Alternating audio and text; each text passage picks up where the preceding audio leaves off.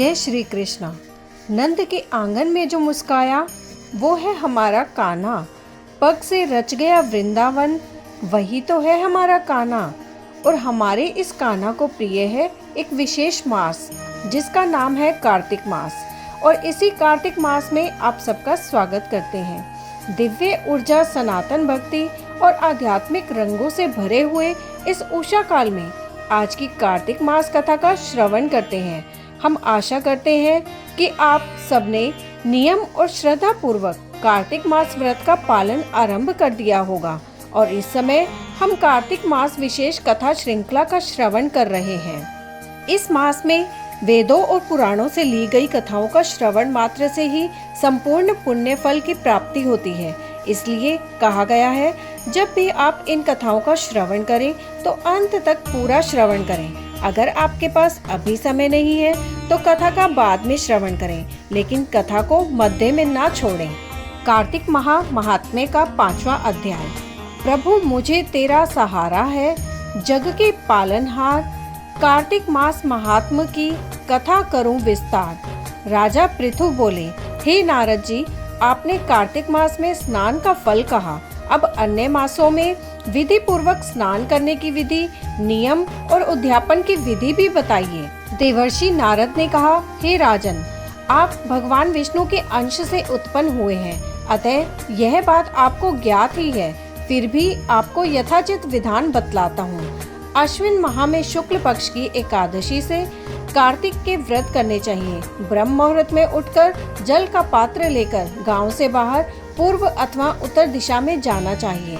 दिन में या सायंकाल में कान में जनेऊ चढ़ाकर, पृथ्वी पर घास बिछाकर, सिर को वस्त्र से ढककर, मुंह को भली भांति बंद करके, थूक व सांस को रोककर मल व मूत्र का त्याग करना चाहिए। तत्पश्चात मिट्टी व जल से भली भांति अपने गुप्त अंगों को धोना चाहिए।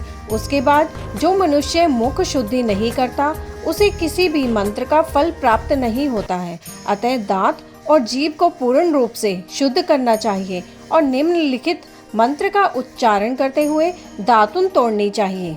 हे वनस्पते, आप मुझे आयु, कीर्ति, तेज, प्रज्ञा, पशु संपत्ति, महाज्ञान, बुद्धि और विद्या प्रदान करो। इस प्रकार उच्चारण करके वृक्ष से 12 अंगुल की दातुन ले। दूध वाले वृक्षों से दातुन नहीं लेनी चाहिए। इसी प्रकार कपास, कांटेदार वृक्ष तथा जले हुए वृक्ष से भी दातुन लेना मना है, जिससे उत्तम गंध आती हो और जिसकी टहनी कोमल हो। ऐसे ही वृक्ष से दंत धावन ग्रहण करना चाहिए। प्रतिपदा, अमावस्या, नवमी, छठी, रविवार को चंद्र तथा सूर्य ग्रहण में दातुन नहीं करना चाहिए।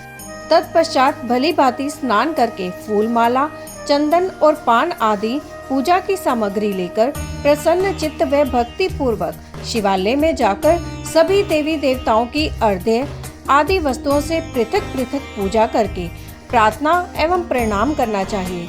फिर भक्तों के स्वर में स्वर मिलाकर श्री हरि का कीर्तन करना चाहिए। मंदिर में जो गायक भगवान श्री हरि का कीर्तन करने आए हों उनका माला, चंदन, तांबुल आदि से पूजन करना चाहिए, क्योंकि देवालयों में भगवान विष्णु को अपनी तपस्या, योग और दान द्वारा प्रसन्न करते थे। परंतु कलयुग में भगवत गुणगान को ही भगवान श्री हरि को प्रसन्न करने का एकमात्र साधन माना गया है। नारद जी राजा पृथु से बोले, हे राजन, एक बार मैंने भगवान से पूछा कि हे प्रभु, आप सबसे अधिक कहाँ निवास करते हैं? इसका उत्तर देते हुए भगवान ने कहा, हे नारद, मैं वैकुंठ या योगियों के हृदय में ही निवास नहीं करता, अपितु जहाँ मेरे भक्त मेरा कीर्तन करते हैं मैं वहाँ अवश्य निवास करता हूँ। जो मनुष्य चंदन, माला आदि से मेरे भक्तों का पूजन करते हैं उनसे मेरी ऐसी प्रीति होती है जैसा कि मेरी पूजन से भी नहीं हो सकती। नारद जी ने फिर कहा, शीरीष, धतुरा, गिरजा, चमेली, केसर, कंदार और कटहल के फूलों व चावलों से भगवान विष्णु की पूजा नहीं करनी चाहिए। अड़हल, कंद, गिरीश, जूही, मालती और केवड़ा के पुष्पों से भगवान शंकर की पूजा नहीं करनी चाहिए। जिन देवताओं की पूजा में जो फूल निर्दिष्ट है उन्हीं से उनका पूजन करना चाहिए। पूजन समाप्ति के बाद भगवान से क्षमा प्रार्थना करनी चाहिए, यथा, हे सुरेश्वर, हे देव, ना मैं मंत्र जानता हूँ ना क्रिया, मैं भक्ति से भी हीन हूँ। मैंने जो कुछ भी आपकी पूजा की है उसे पूरा करें। ऐसी प्रार्थना करने के पश्चात साष्टांग प्रणाम करके भगवत कीर्तन करना चाहिए, श्री हरि की कथा सुननी चाहिए और प्रसाद ग्रहण करना चाहिए।